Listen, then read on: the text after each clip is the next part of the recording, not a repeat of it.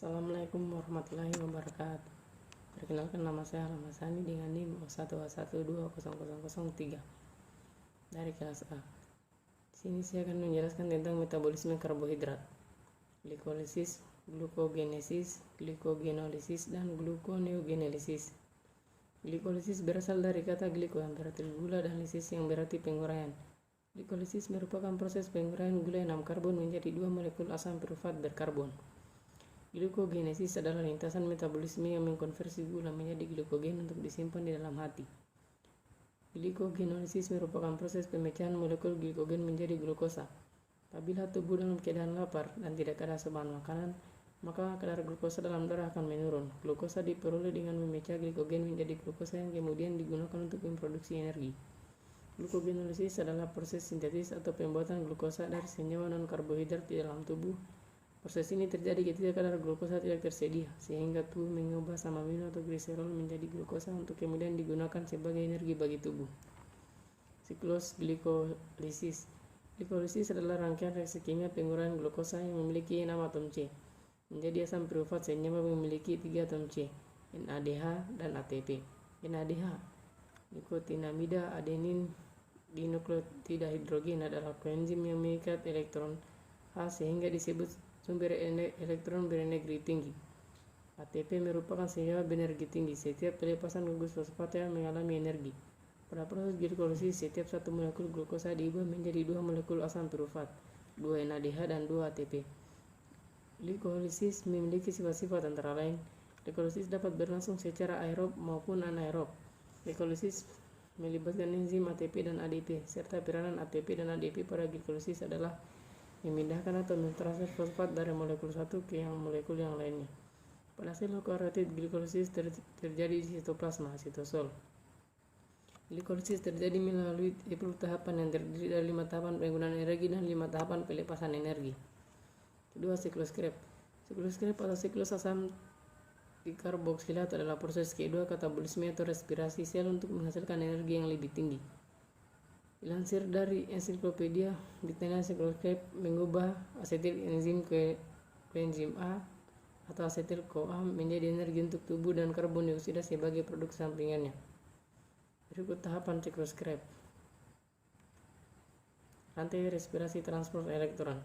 Transport elektron adalah proses terakhir dari respirasi anaerob, di mana akan dihasilkan ATP dari NADH dan FADH2. Hasil dari glikolisis dikarboksilasi oksidatif dan siklus Krebs. Transport elektron terjadi di membran dalam mitokondria. Di membran ini terdapat bagian-bagian penting yang berperan sebagai penerima elektron. Berikut dapat dilihat gambar siklus transport elektron. Hubungan metabolisme karbohidrat, lipid, dan asam amino. Metabolisme karbohidrat mencakup penguraian katabolisme, sintetis, anabolisme, dan pengubahan bentuk karbohidrat dalam tubuh organisme. Bentuk karbohidrat yaitu glukosa akan diurai menjadi senyawa gula sederhana yaitu monosakarida. Saat makan dicerna dalam tubuh, karbohidrat akan melalui proses hidrolisis yaitu proses penguraian menggunakan bantuan air. Pencernaan karbohidrat tersebut terjadi dengan cara mengurai senyawa kompleks polisakarida menjadi senyawa sederhana monosakarida. Ketika makanan dikunyah dalam mulut, makanan akan bercampur dengan air liur yang mengandung enzim tialin yang akan menghidrolisis pati menjadi sebuah maltosa dan gugus glukosa kecil yang terbentuk dari 3-9 gugus glukosa. Setelah makanan tersebut ditelan masuk ke dalam lambung, makanan tersebut akan bercampur dengan zat yang akan disekresi lambung. Kemudian makanan tersebut akan masuk dalam duodenum dan bercampur dengan getah pankreas. Hasil akhir metabolisme karbohidrat adalah senyawa-senyawa gula dalam bentuk fruktosa, glukosa, monosakarida, dan manosa. Senyawa-senyawa ini kemudian diabsorpsi melalui dinding usus dan akan terbawa oleh hati oleh darah. Metabolisme lemak adalah proses di mana asam lemak akan dicerna, kemudian dipecahkan untuk menghasilkan energi atau simpanan di dalam tubuh sebagai cadangan energi. Proses metabolisme lemak terjadi di dalam usus dan dibantu oleh enzim lipase yang terkandung di dalam usus. Ketika makanan masuk ke dalam usus, usus akan mengalami kontraksi yang merangsang keluarnya hormon kolistokinin. Hormon tersebut merangsang kantong empedu berkontraksi dan menghasilkan cairan empedu. Cairan empedu mengandung garam yang berfungsi untuk mengemulsi lemak menjadi butiran lemak dengan ukuran yang lebih kecil. Ukuran butiran lemak yang lebih kecil akan memudahkan proses hidrolisis lemak oleh lipase yang didukung pankreas. Proses metabolisme sebagian besar terjadi dalam usus, namun juga dapat terjadi pada hati, sel-sel otot, dan sel-sel lemak untuk dipakai sebagai energi atau disimpan sebagai energi cadangan. Metabolisme protein merupakan proses kimia dan fisik yang mencakup pada perubahan anabolisme protein menjadi asam amino dan penguraian katabolisme asam amino pada protein. Asam amino yang telah tersebar melewati darah dan masuk ke dalam jaringan tubuh akan disintesis kembali melalui protein. Protein ini berfungsi untuk mempertahankan fungsi sel-sel yang masih normal. Pada metabolisme, asam amino akan menyalurkan pelepasan gugus amino, kemudian perubahan kerangka karbon dalam molekul asam amino. Proses pelepasan gugus amino terjadi pada deaminasi dan transmisi oksidatif.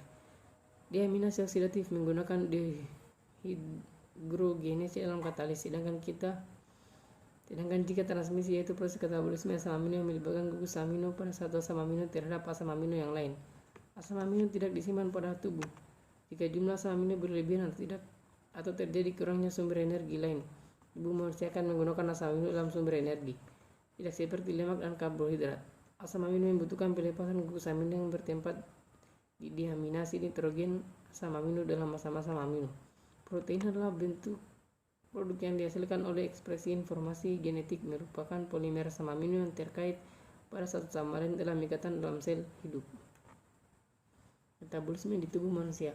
Proses glikolisis aerob dan energi ATP yang dihasilkan satu glukosa. Respirasi aerob adalah proses penguraian senyawa organik menggunakan oksigen bebas. Respirasi ini berlangsung dalam organisasi yang disebut mitokondria.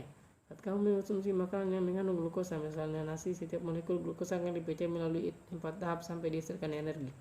Respirasi aerob dalam satu molekul glukosa menghasilkan 36 ATP. Proses glikolisis anaerob dan energi ATP yang dihasilkan satu glukosa. Respirasi anaerob yaitu respirasi yang tidak memerlukan oksigen tetapi penguraian bahan organik yang tidak lengkap. Respirasi ini jarang terjadi, hanya dalam keadaan khusus. Respirasi anaerob dalam satu molekul glukosa yang menghasilkan 2 ATP. Baiklah, itulah tadi materi tentang metabolisme karbohidrat. Sekian dan terima kasih.